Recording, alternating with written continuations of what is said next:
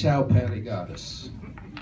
We took to hang around a cool spot by the Arabian Sea called Chow Patty Beach. I was drawn to it because it sounded like Cow Patty Beach to me. It had wide sand vistas and a carnival feeling at night. Shalom, that's the pig. He changes his name from Jerry to Shalom when he converts to Judaism. Shalom, you're pointing out where I am, thank you. Shalom achieved a deep brown Bain de Soleil tan. I'm dating myself. Bain de Soleil, that's for the old people. And said, Miami, my schmammy, who needs Florida? Thank you.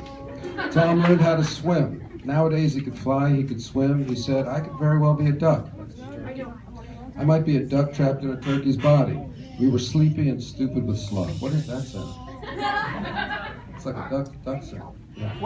One sunny afternoon, identical to all the other sunny afternoons, I spotted a herd of loitering Indian cows, my people. I hadn't realized how lonely I was for bovine company, their feel, their smell, the sound of their lowing.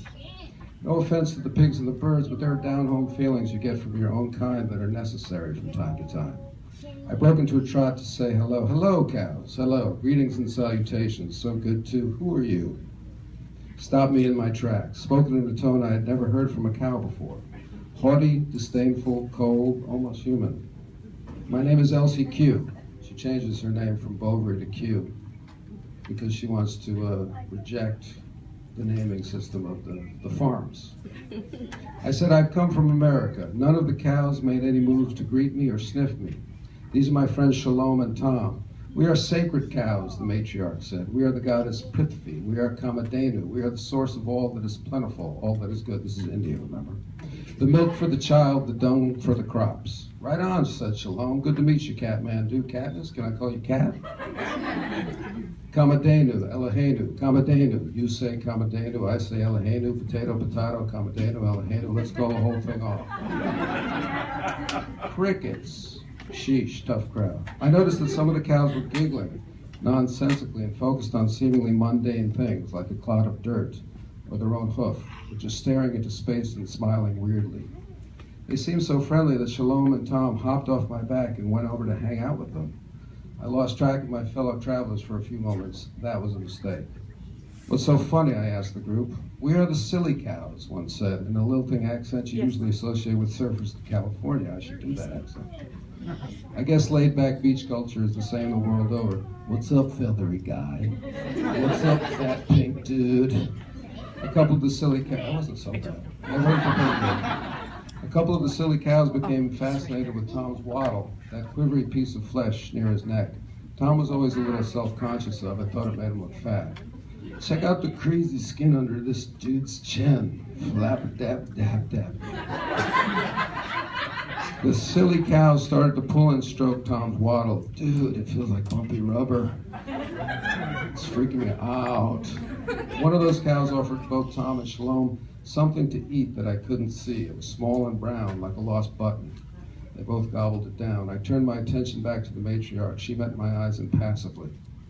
Why do you keep company with pigs and birds, she asked. Because they're my friends.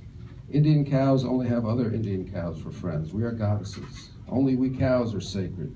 We cannot stoop to the level of associating with mere animals such as these. You threaten the whole hierarchy with your behavior. She was sipping a brightly colored sugary substance through a straw, a small wooden umbrella hanging off the side of her glass, and having her hooves buffed by a little girl. She and some of the other cows had bright metal jewelry around their necks and lovely colored silk sashes tied to them. They looked stunning, like movie stars. But even though the matriarch was my sister from another mister, I had taken an instant dislike to her. I'm not a goddess. I'm just an animal. We're all animals, just like the pigs, the birds, just like the humans, for that matter. Heresy, the matriarch said. There was a lot of consternation and lowing from the rest of the assembled cows. You endanger our position. If you show the humans that we're animals, they will begin to treat us like animals and eat us like animals, the way they do in your godforsaken country. But it's not right, I said. It's not right and it's not fair. I noticed that Shalom had a big poop-eating grin on his face and was staring at his nail bed like it was the most fascinating thing in the world. Meanwhile, Tom was flapping around in a circle like a breakdancer, showing off how his waddle waddled for the silly cows. Fair? The matriarch said. Look around you. Where do you see fair? Whoever promised you fair? Your mommy? You talk like a half-calf. Grow up, cat. You're a goddess. Act like one or be shunned by us other goddesses. I'm not a goddess, I said. Yes, she is. She's a goddess, said Shalom. She's just kidding. She's a kidder. She kids. She is so goddess you can't even believe it.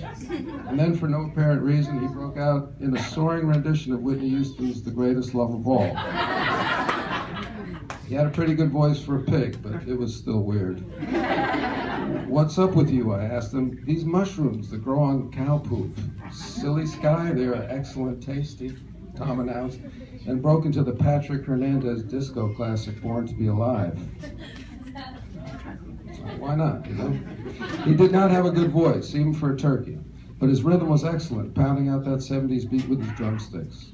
The silly cows were mesmerized by how his wattle vibrated while he sang. Psilocybin mushrooms, the matriarch said, open the mind, and they grow only in our dung. Another reason we are sacred to humans, and another reason why Disney would not do this. We nourish their bodies with our milk. Our dung is used as fertilizer for their crops and as fuel, and we even expand their consciousness with our mushrooms. My editor called and said she's on the fence about the drug stuff. Parents will love it because it'll make them feel young and hip, she said, but then they'll get uptight thinking their kids are being gatewayed into the world of drugs by talking animals. Much the way my friend Joe the Camel was a cute face reminiscent of childhood cartoons recruited to hawk a drug called tobacco, I said. Oh, Elsie, she sighed, I guess a big animal needs a big soapbox. You know I love you. All I ask is that you always ask yourself, is it tent pole? Sorry, I got another call here from a horse. Grandson of Mr. Ed by way of ruffian, who's written a tell-all tale of excess and redemption. Later, babe. I'm seeing colors, Shalom said, colors that have no name. We are all the same, dudes, Tom crowed. Somebody touch me. No, don't touch me. Lighten up, Mama Cow, let's talk turkey. Ow, stand back, gonna kiss myself. Blello. Blello. Blello. Shalom slurred. Blue and yellow together. That's a color we need a name for. Coining it.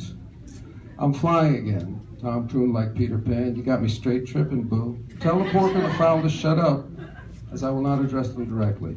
I will not tell my friends to shut up. Are you Hindu, she asked. No. Muslim, Zoroastrian, Jain, Buddhist, Jewish, Sikh, Parsi, Christian, other. They're all the same to me. Interesting story, said Shalom. I used to be Jewish, but now I'd have to say I'm Hindu. You guys are Hindu, right? I just converted. I'm Hindu as hell, Bapu. He snatched the yarmulke off his head and tossed it aside like a frisbee and tried to get one of the cows to lend him a bindi for his forehead. He started chanting, can a brother get a bindi? Can a Hindi get a bindi? I used to be Turkish, Tom said, but now I am so high.